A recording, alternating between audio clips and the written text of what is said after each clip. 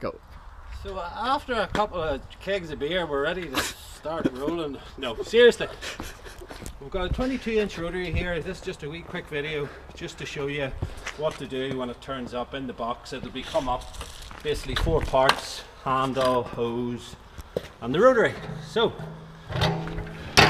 okay, the first thing to do, I'll already have this greased, and here's one here I've already set up. So this is the way it arrived. I'll have it greased. I'll have put some lovely little stainless steel couplings in it for you.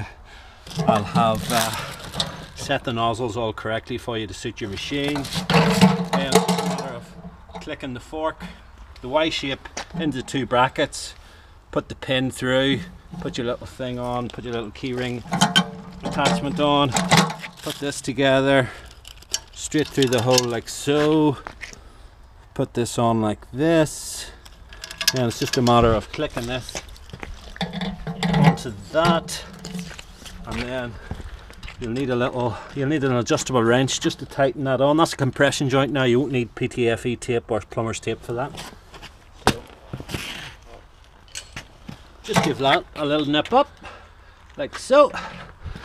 Quite simply, your quick release hose, that's the female, that just pushes back and clicks onto that. Okay, that's it, nice and firm. Want to get going? My advice to you is don't drink 2 kegs of beer, but anyway, it's up to yourself how you run your life. On or off, turn on here. So, well, this is just a tutorial about the thing, so we'll just get